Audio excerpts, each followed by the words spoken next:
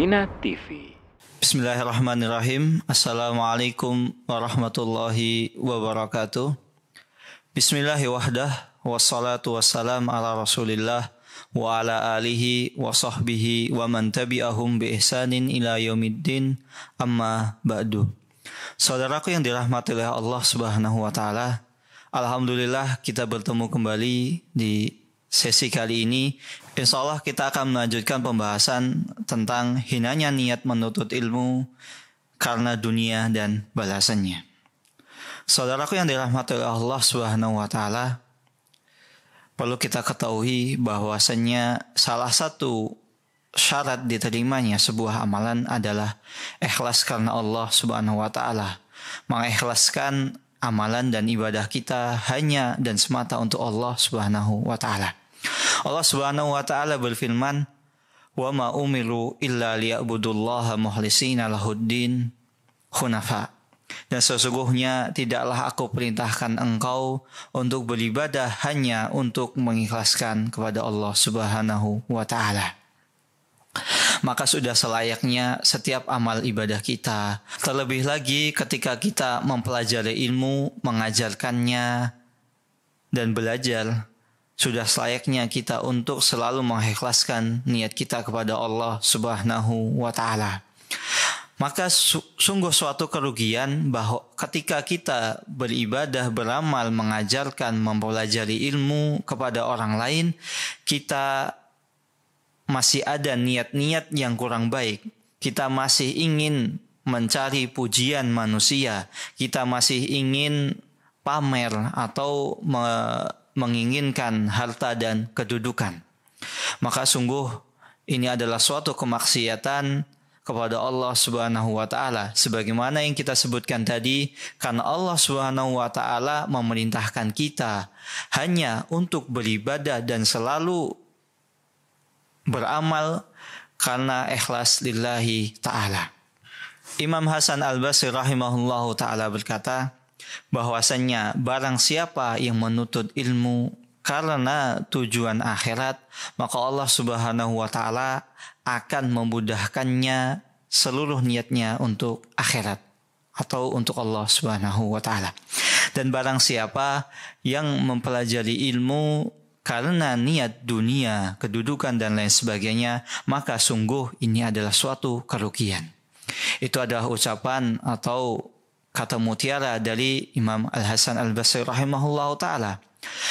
Maka sudah selayaknya kita selalu mengikhlaskan, kita patrikan pada jiwa kita bahwasannya setiap amalan kita, ibadah kita untuk ikhlas kepada Allah Subhanahu wa taala. Karena apa? Allah hanya memerintahkan kita untuk selalu beribadah dan ikhlas. Maka ketika kita beribadah karena niat dunia, karena bukan karena niat Allah Subhanahu wa taala, maka itu sungguh kemaksiatan dan sia-sia belaka. Karena apa? Kita sudah berletih-letih, bercapek-capek hanya untuk mencari pujian manusia. Yang mana kita tahu pujian manusia itu tidak akan ada habisnya.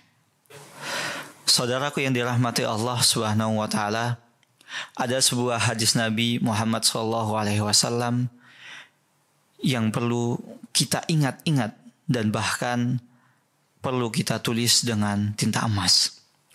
Beliau SAW bersabda, "Man ta'allama ilman mimma yabtagi bihi wajha Allah, la yata'allamahu illa liyusiba bihi aradan minad dunya, lam yajid ulfal jannati yaumal qiyamah." Yang artinya, barang siapa yang menuntut ilmu yang selayaknya ilmu ini kita tujukan, kita niatkan ikhlas karena Allah Subhanahu wa taala, akan tetapi dia tidak menuntut ilmu ini, mempelajarinya ataupun mengajarkannya hanya untuk tujuan sekeping atau sereceh dunia, maka dia kelak di akhirat tidak akan mendapatkan bau surga. Saudaraku yang dirahmati Allah Subhanahu wa taala, hadis ini perlu kita camkan nasihat untuk diri pribadi dan untuk saudaraku yang dirahmati Allah Subhanahu wa taala. Jika bau surga saja tidak kita dapatkan, bagaimana mungkin kita akan masuk surga Allah Subhanahu wa taala? Yang mana pada hadis lain disebutkan bahwasannya bau surga itu bisa kita dapatkan, bisa kita cium dari sekian kilometer. Imam Ibnu Atha rahimahullahu ta'ala berkata tentang orang yang menuntut ilmu karena tujuan dunia. Beliau berkata bahwasannya barang siapa yang menjadikan ilmu ini bukan karena niat Allah Subhanahu wa taala, bukan karena ikhlas lillahi taala, maka sungguh ilmu ini akan menjadi hujjah baginya. Dan bahkan bisa jadi ini menjadi sebab diberatkannya adab kelak dia di akhirat. Nas'alullah salamata wal afiyah. Semoga saya dan sahabat yang dirahmati Allah Subhanahu wa taala bisa terhindar dari adab Allah Azza wa Jalla. Kemudian beliau melanjutkan, maka hendaknya engkau jangan heran ketika melihat seseorang yang kajiannya atau dakwahnya diikuti oleh banyak orang, didengar oleh banyak orang. Ketika dia tidak ikhlas karena Allah Subhanahu wa taala, bisa jadi orang lain mengambil manfaat, tapi untuk dirinya pribadi dia tidak mendapatkan sepaser pun pahala, sedikit pun pahala. Kemudian beliau melanjutkan dengan mengutip sabda Nabi Muhammad SAW.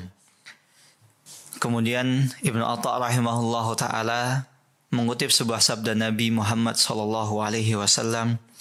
Innallaha la yu'ayyidu hadad din birrajulil fajir. Mungkin hadis ini menjadi pertanyaan kita. Bagaimana mungkin Allah Subhanahu wa ta'ala menolong agama Islam ini dengan seorang yang fajir atau yang sering bermaksiat? Sabda Nabi Muhammad SAW ini didasari ketika itu ada seorang yang berperang bersama Rasulullah SAW. Dia berada di medan perang, di garis terdepan.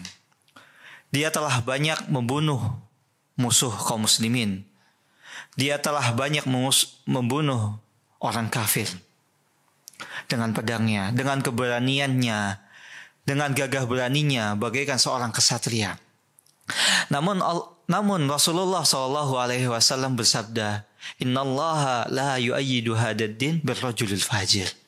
Sesungguhnya Allah Subhanahu wa taala menolong agama ini. Terkadang Allah Subhanahu wa taala menolong agama Islam ini dengan seorang yang fajir, seorang yang melakukan maksiat. Karena apa? Berkat orang yang tidak ikhlas berperang di jalan Allah ini, akhirnya Allah Subhanahu wa taala menolong agama Islam. Maka jangan sampai kita sudah susah payah berjuang mempelajari ilmu, berhari-hari, sehari semalam begadang kita untuk menuntut ilmu, tapi apa? Dalam hati kita, dalam niat diri kita masih ada tujuan untuk mencari dunia.